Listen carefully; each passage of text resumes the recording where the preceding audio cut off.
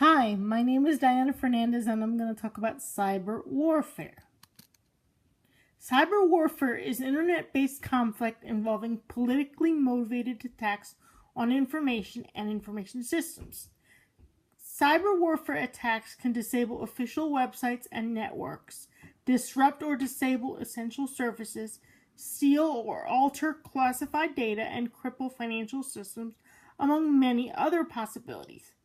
Any country can wage cyber war on any other country, irrespective of resources, because most military forces are network-centric and connected to the internet, which is not secure. For the same reason, non-governmental groups and individuals could also launch cyber warfare attacks. Cyber warfare involves the use and targeting of computers and networks in warfare. It involves both offensive and defensive operations pertaining to the threat of cyber attacks, espionage, and sabotage. In 1998, the United States hacked into Serbia's air defense system to compromise air traffic control and facilitate the bombing of Serbian targets. In 2007, in Estonia, a botnet of over 1 million computers brought down government, business, and media websites across the country. The attack was suspected to have originated in Russia, motivated by political tension between the two countries. Also in 2007, an unknown foreign party hacked into high-tech and military agencies in the United States and downloaded terabytes of information. In 2009, a cyber spy network called GhostNet accessed confidential information belonging to both government and private organizations in over 100 countries around the world. GhostNet was reported to originate in China, although that country denied responsibility. In 2010, the Stuxnet worm was used to attack Iran's nuclear program.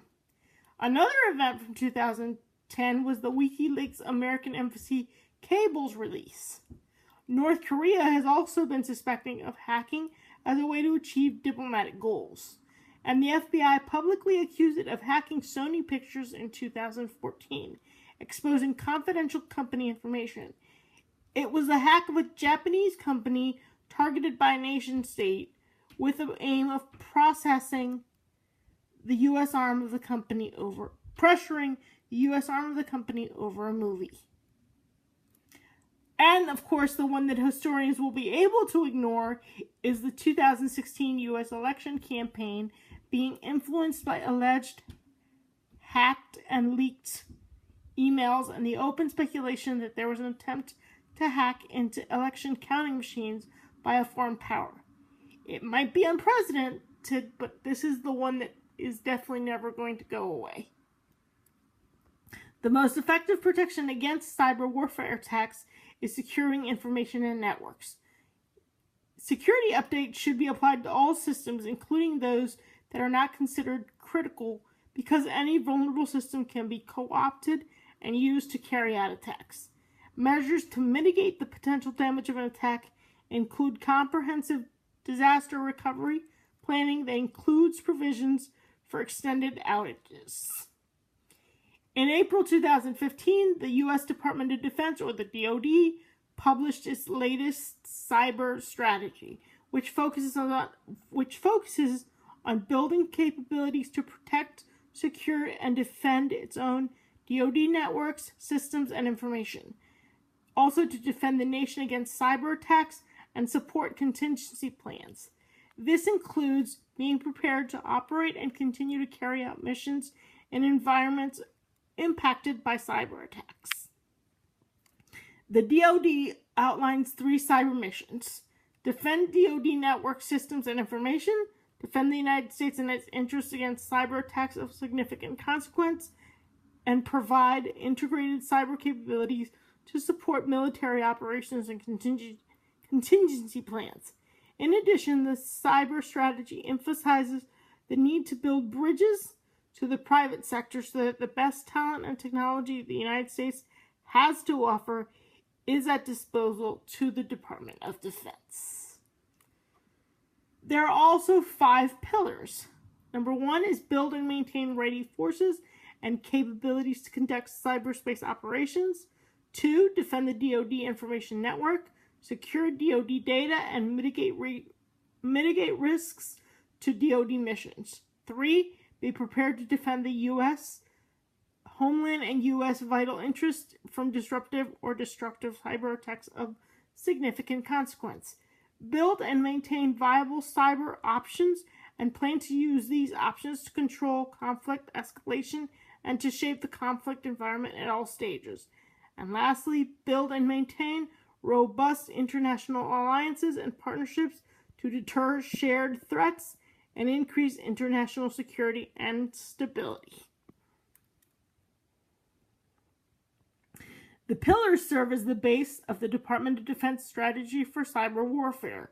The first pillar is to recognize that the new domain for warfare is cyberspace and that it is similar to the other elements in the battle space.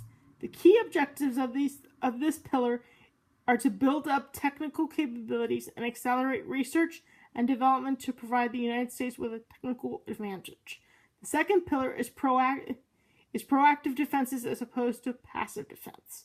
2 examples of passive defense are computer hygiene and firewalls.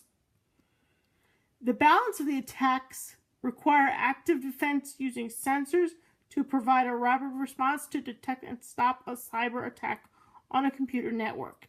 This would provide military tactics to backtrace, hunt down, and attack an enemy intruder. The third pillar is critical infrastructure protection to ensure the protection of critical infrastructure by developing warning signs to anticipate threats. The fourth pillar is the use of collective defense, which would provide the ability of early detection and to incorporate it into the cyber warfare defense structure. The goal of this pillar being to explore all options in the face of a conflict and to minimize loss of life and destruction of property. The fifth pillar is build and maintain international alliances and partnerships to deter shared threats and to remain adaptive and flexible to build new alliances as required.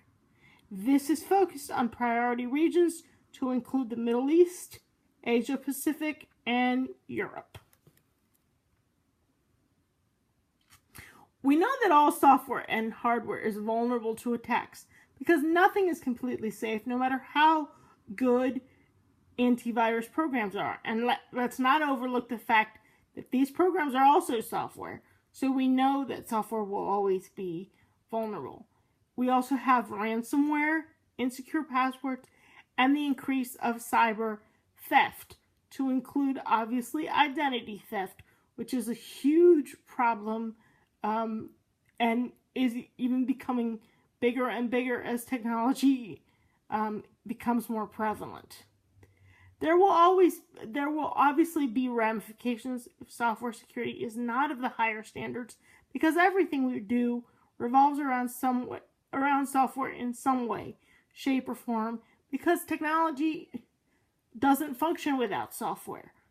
The more technology driven we become, the more vulnerable everything will be, and those vulnerabilities could pose serious risks to our everyday lives and even our well-being, because we do need to remember that everything we use, everything we do, everything we come in contact with has some sort of technology tied to it and some sort of software tied to it, because machines need programs to function, which means they need humans to make them work.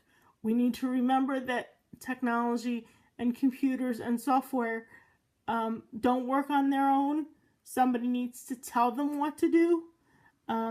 Somebody needs to control what they do. So technology is great and it works, but computers only do what they are told to do. So we need to remember that everything will be vulnerable, and obviously we need to be as secure as possible so that the ramifications that will happen aren't as serious and they don't pose as big a threat as they would if systems were not of the utmost, or didn't have the utmost security. So we need to keep that in mind, especially as technology again becomes more prevalent, and things change over time, because as things change, technology will change and will become more and more powerful, and we will rely more and more, even more, on technology than we already do. So we need to keep all of this in mind, and we also need to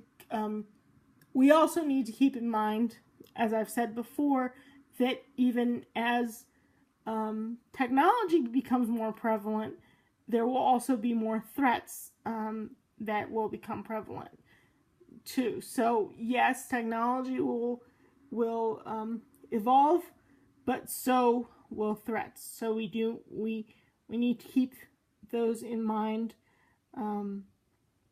as time goes on.